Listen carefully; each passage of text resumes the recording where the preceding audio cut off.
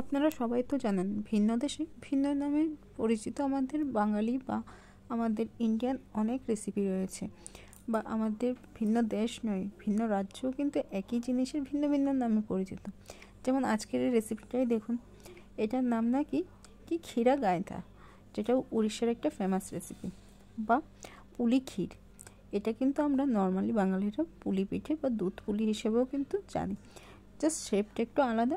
আর আমাদের পুলির মধ্যে শুধু একটু পুর ভরা থাকে, যেটা ওটাতে নেই। আপনি পুর ভরেও কিন্তু এটা করতে পারেন। চলুন আজকে আপনাদের সাথে শেয়ার করছি খুব সহজে এই ক্ষীরা গাঁথা বা পুলি ক্ষীরের রেসিপিটা। প্রথমে নিয়ে নিয়েছি আমি চালের গুঁড়ো, চিনি, কিছু ড্রাই ফ্রুটস নিয়েছি, আর সাথে নিয়েছি গুঁড়ো দুধের প্যাকেট একটা নিয়েছি। এখানে কিন্তু গুঁড়ো দুধটা অপশনাল, ঠিক আছে। রেসিপি শুরু করার আগে আমার এই রান্নার চ্যানেলে আপনাদের সবাইকে স্বাগত। চলুন শুরু করি। প্রথমত নিয়ে নিয়েছি যে যতটুকু চালের গুঁড়ো নিয়েছি তার ঠিক দ্বিগুণ পরিমাণ জল নিয়ে নিয়েছি। একটা প্যানের মধ্যে জলটা আমি গরম করে নিয়েছি, এটাকে ফুটতে দিতে হবে। তার মধ্যে দিয়ে দিয়েছি আমি হাফ চামচ মতো ঘি আর 2 চামচ চিনি।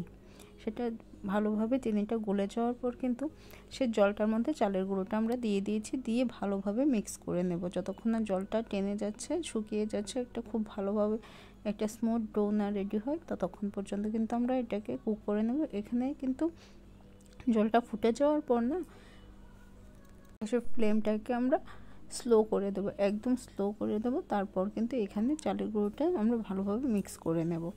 এখানে প্রথমত চালের গুঁড়োটা মিক্স করে কিছুক্ষণ জন্য সাইডে রেখে দিয়ে দেবো, কেন কি ঠান্ডা হওয়ার জন্য আমরা গরম গরম চালের গুঁড়োটা কিন্তু হাত দিতে পারবো না। নেক্সট প্রসেসের জন্য একটু ঠান্ডা হওয়া কিন্তু দরকার। এখানে এরকমভাবে হাতা বা খুন্তিতে করে একটু ভালোভাবে মিক্স করে নেবেন, নিয়ে পাশে রেখে দেবেন বা একটা ঠান্ডা জায়গাতে কিছুতে রেখে দেবেন, যেন এটা একটু ঠান্ডা হয়ে যায়। তারপর কিন্তু আমরা বাকি প্রসেসটা করব। তার আগে এখানে একটা কড়াইতে আমি নিয়ে নিয়েছি ফুল ফ্যাট মিল্ক। আপনারা চাইলে ফুল ফ্যাট মিল্ক নিতে পারেন, টোন্ড মিল্ক নিতে পারেন, যেটা আপনাদের কাছে অ্যাভেলেবেল আছে সেটাই নিতে পারেন। এখানে আমি যেটা বলেছিলাম যে গুঁড়ো দুধটা অপশনাল, সেটা আপনাদের দুধের কোয়ালিটির উপর ডিপেন্ড করবে যে কতটা গুঁড়ো দুধ নেবেন বা দুধের পরিমাণের উপর। আপনি যদি 1 লিটার দুধ নেন তাহলে কিন্তু গুঁড়ো দুধটা না নিলেও হয়ে যাবে। এখানে আপনি 1 লিটার দুধটাকে রিডিউস করে আপনি কমিয়ে নিতে পারেন। আর যদি আমার মতো চটজলদি করতে চান তাহলে কিন্তু গুঁড়ো দুধটা অবশ্যই ইউজ করবেন। এখানে আমি দুধটাকে একটু ফুটিয়ে নিয়েছি, নিয়ে এবার গ্যাসের ফ্লেমটাকে একদম স্লো করে দুধটাকে একটু রিডিউস হওয়ার জন্য কিন্তু রেখে দিয়েছি গ্যাসে। এবার পাশে আমি একটা চপিং বোর্ডের মধ্যে ড্রাই ফ্রুটসগুলো ছোটো করে কেটে নিচ্ছি। আমি এখানে নিয়েছি আলমন্ড, কাজু, তারপর কিশমিশ নিয়েছি 2 রকমের, যেটা সাদা আর কালোটা হয়, দুটোই নিয়েছি। কিছু নিয়েছি পামকিন সিড মানে কুমড়োর বীজ নিয়েছি। এটা অ্যাকচুয়ালি আমার কাছে মিক্স ড্রাই ফ্রুট যেটা হয় সেটা ছিল, তো ওখান থেকে আমি নিয়ে নিয়েছি। এটাকে কিন্তু ভালোভাবে আমি চপ করে নিচ্ছি, বাদামটা আর যে কাজু বাদামটা সেই দুটোকে আমি ভালোভাবে ছোট করে চপ করে নিয়েছি। একদম খুব ভালোভাবে চপ করে নিলে কিন্তু ভালো হয়। এছাড়া আপনারা যদি গোটা দিতে চান সেভাবে দিতে পারেন, বা মিক্সিতে একটু ক্রাশ করেও কিন্তু দিতে পারেন। এবার এগুলো আমি একটা বাটিতে নিয়ে নিয়েছি। এবার যে মনটা আমরা রেডি করে রেখেছিলাম, যে ডোটা চালের গুঁড়ো ডোটা রেডি করে রেখেছিলাম, সেটাকে কিন্তু আমি একটু মুথে নেব। এখানে ভালোভাবে একটু মুথে নিয়ে একটু চটকে নিয়ে তারপর কিন্তু রাইস বলগুলো আমরা রেডি করব। এখানে বলে দিচ্ছি যে আগে যদি আপনারা ফুটন্ত জলের মধ্যে রাইস ফ্লাওয়ারগুলো মানে চালের গুঁড়োগুলো যদি কুক করে না নেন তাহলে কিন্তু রাইস বলগুলো সফট হবে না, এগুলো কিন্তু হার্ড হয়ে যাবে। আর এখানে কিন্তু রেসিপিটাতে যে চালের গুঁড়োর বলগুলো আছে সেগুলো কিন্তু দুধের মধ্যে কুক করতে হয়, তো সেই জন্য বলছি যে আগে থেকে একটু যেন গরম জলের মধ্যে মানে ফুটন্ত জলের মধ্যে একটু কুক করে নেবেন, তাহলে কিন্তু অনেকটা সফট হয়। এবার বলে দিচ্ছি এখানে কিন্তু আমি নিয়েছি সেদ্ধ চালের গুঁড়ো। আপনারা কিন্তু আতপ চালের গুঁড়োতেও করতে পারেন বা সেদ্ধ চালের গুঁড়ো, দুটোই কিন্তু করতে পারেন। এখানে কোনো বাধা ধরা নেই যে এটাতেই করতে হবে। তো এরকমভাবে একটু ভালোভাবে চটকে নিয়ে স্মুথ যখন হয়ে যাবে তখন কিন্তু এরকম ছোট ছোট করে আমি বল বানিয়ে নেব। একদম ছোট, যেরকম ছানার পায়েস হয় না সেই সাইজের কিন্তু বলটা বানিয়ে নেব। আপনারা এভাবে বানাতে পারেন, যে কোনো শেপ দিতে পারেন আপনারা ওটা বানানোর জন্য। এখানে আমার সবগুলো বল কিন্তু রেডি হয়ে গেছে। এবার দেখুন যে আমার দুধটা কিন্তু এখানে অনেকটা রিডিউস হয়ে গেছে, কিন্তু আমি আমার সেই দুধটার মধ্যে কিছুটা জল মিক্স করব, কেন কি আমার দুধের কোয়ালিটিটা সত্যিই খুব ভালো। আপনাদের দুধের কোয়ালিটির উপর কিন্তু সেই ব্যাপারটা ডিপেন্ড করবে যে জল কতটা আপনি ইউজ করবেন।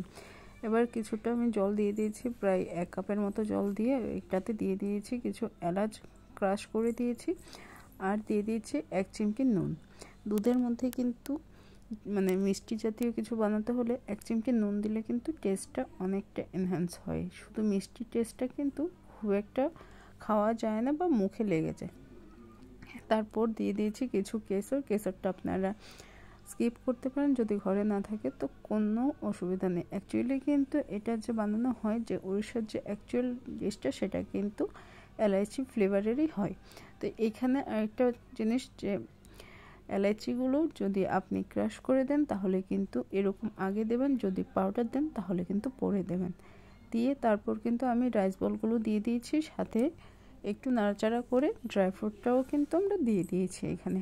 এবারে এখানে কিন্তু দেখুন অনেকটাই পাতলা আছে দুধটা, কিছুক্ষণের জন্য কিন্তু এখানে ফুটাতে হবে। একটু নাড়াচাড়া করতে থাকবেন। প্রথমে তো দিলে কিন্তু বলগুলো নিচে থাকবে, যখন দেখবেন উপরে উঠে আসছে মানে কিন্তু কুক হচ্ছে, ইভেন 80% কুক হয়ে গেছে।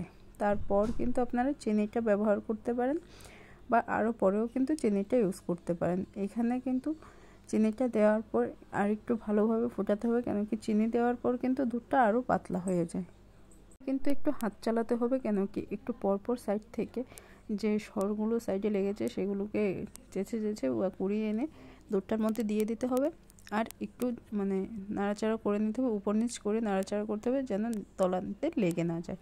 তো এখানে একটু খুব বেশি হাত চালাতে হয় না, 5 থেকে 6 মিনিট পরপর 2-3 বার করে একটু হাত চালিয়ে নেড়ে চেড়ে দিলে বলগুলোও কিন্তু খুব ভালোভাবে কুক হবে। এবার এ পর্যায়ে যেহেতু আমি প্রথমত জল ব্যবহার করেছি, সেই জন্য এখানে আমি গুঁড়ো দুধটা দিচ্ছি। আপনারা কিন্তু চাইলে এমনিতেও করতে পারেন। দুধটাকে এখানে একটু ঘন করার জন্য আমি গুঁড়ো দুধটা দিয়েছি। তারপর কিন্তু একটু জাল করে নেব, আর যখন একটু ঘন হয়ে আসবে বাস গ্যাসের ফ্লেমটা কিন্তু অফ করে দেব। আমাদের কিন্তু ক্ষীর পুলি বা পুলি ক্ষীর বা ক্ষীরা গাঁথা যেটাই বলুন, সেই ডিশটা কিন্তু, এই ডেজার্টটা কিন্তু আমাদের রেডি হয়ে গেছে। এবার এখানে দুধটা একটু পাতলা লাগছে, এটা ঠান্ডা হওয়ার পর কিন্তু অনেকটা ঘন হয়ে যাবে। তো বাস গ্যাসের ফ্লেম অফ করে দিন, দিয়ে কিছুক্ষণ যেন ঠান্ডা হতে দিন। এখানে আপনারা উপর থেকে অন্য ড্রাই ফ্রুটস দিয়েও কিন্তু সার্ভ করতে পারেন। একটা কথা মনে রাখবেন যে এটা কিন্তু ঠান্ডা হলে সার্ভ করবেন, গরম গরম কিন্তু খেতে ভালো লাগে না। এখানে আমি একটা বাটিতে তুলে নিচ্ছি আপনাদের জাস্ট দেখানোর জন্য, কিন্তু আমরাও কিন্তু এটা ঠান্ডা হওয়ার পরই খাবো। তো এটা আরেকটা জিনিস, যেটাকে রুম টেম্পারেচারে ঠান্ডা করার চেষ্টা করবেন, কেন কি ফ্রিজে রাখলে অনেক সময় রাইস বলগুলো শক্ত হয়ে যায়।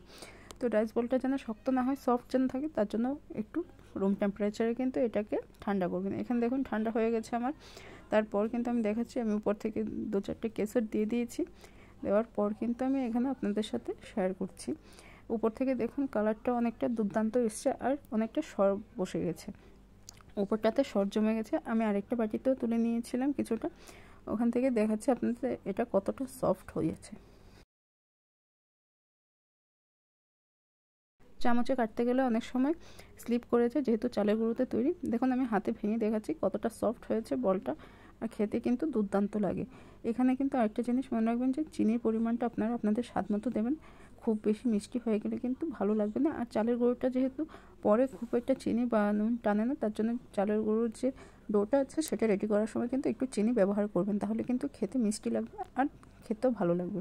বাস দেখুন কত সহজে আমাদের ক্ষীরা গাঁথা বা ক্ষীর পুলি বা পুলি ক্ষীর যেটাই বলেন, সেই রেসিপিটা কিন্তু আমাদের রেডি হয়ে গেছে। মাত্র 10 থেকে 15 মিনিট কিন্তু সময় নেই। আপনার বাড়িতে যদি কোনো গেস্ট আসে, তাদেরকে বাইরে থেকে কোনো আইসক্রিম বা ডেজার্ট কিনে এনে খাওয়ানোর পরিবর্তে এরকম একটা রেসিপি কিন্তু বাড়িতে বানিয়ে খাওয়াতে পারেন। দেখবেন খুব খুশি হবেন আর আপনার খুব প্রশংসা করবে। প্লিজ একবার বাড়িতে বানান, আর আমার চ্যানেলটি সাবস্ক্রাইব করে যান।